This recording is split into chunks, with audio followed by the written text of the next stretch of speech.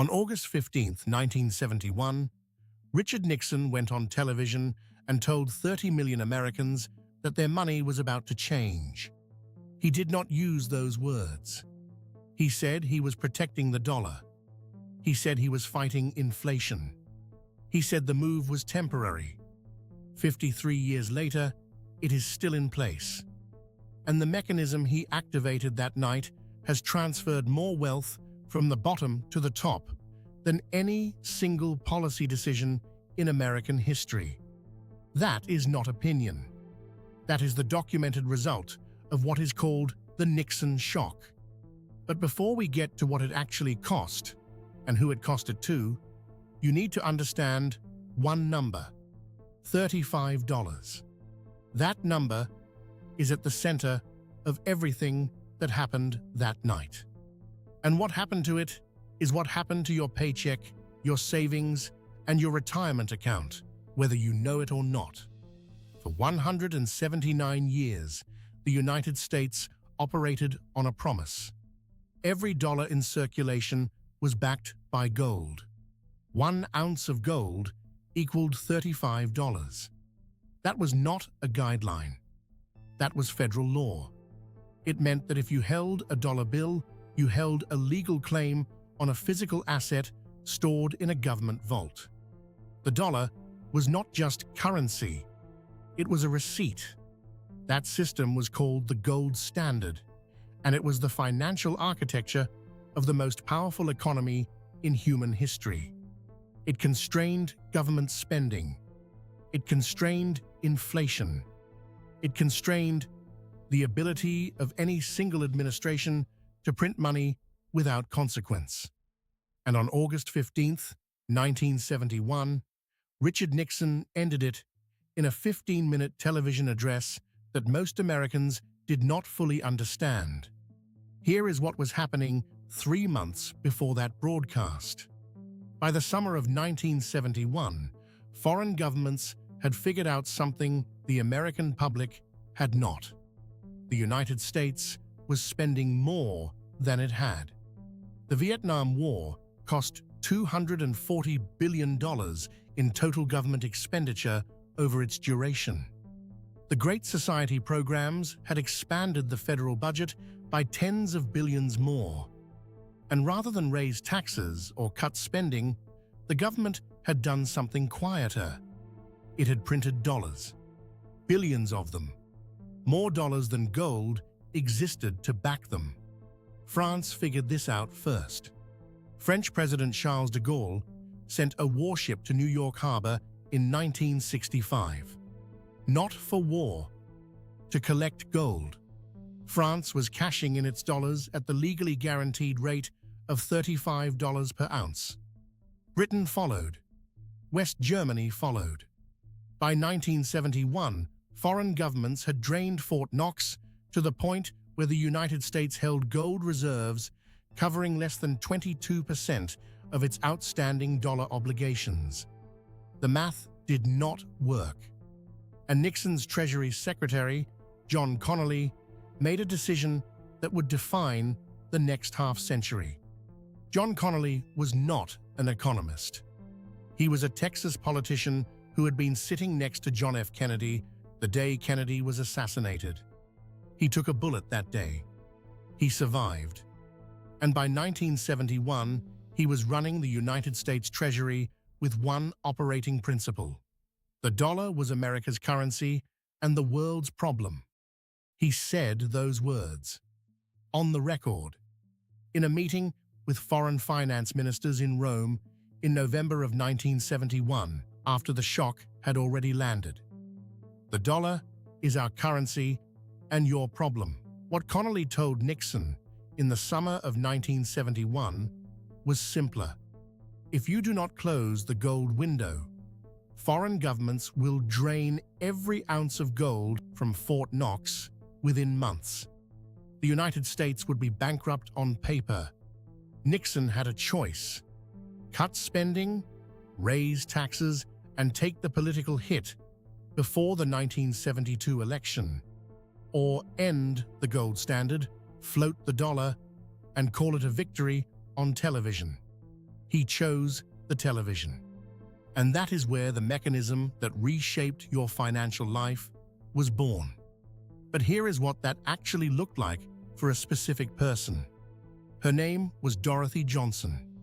She was 41 years old in 1971. She had worked at a textile mill in Burlington, North Carolina for 19 years. She had saved $11,000, her entire life savings, in a passbook savings account at a local bank. That account paid 3% annual interest. $11,000. 3%. $330 a year. In 1971, that savings account held real purchasing power because the dollar it was denominated in was anchored to something physical. By 1980, after a decade of post-gold standard inflation that peaked at 13.5% annually, Dorothy's $11,000 had the purchasing power of roughly $6,200. She had not spent a cent. The mechanism had spent it for her. The gold standard did not fail Dorothy Johnson. The decision to end it did. And the man who made that decision understood exactly what he was doing. On the evening of August 15th, 1971, Nixon addressed the nation from the Oval Office. The Dow Jones Industrial Average rose 32 points the next morning. Markets loved it.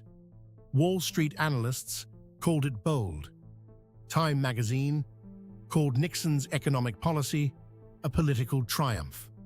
What the headlines did not cover was the second half of the announcement. Nixon did not just close the gold window.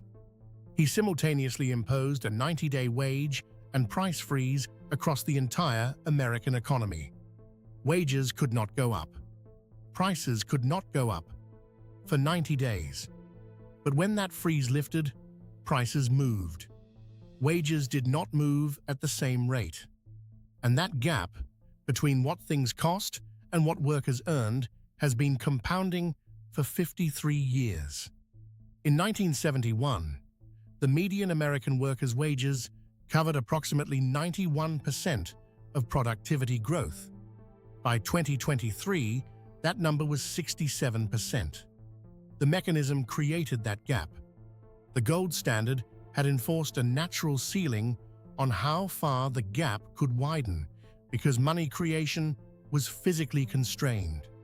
Remove the constraint. Remove the ceiling. Let the gap widen for 5 decades. And then look at your savings account and wonder why it feels like the math stopped working. The math did stop working. It stopped working by design.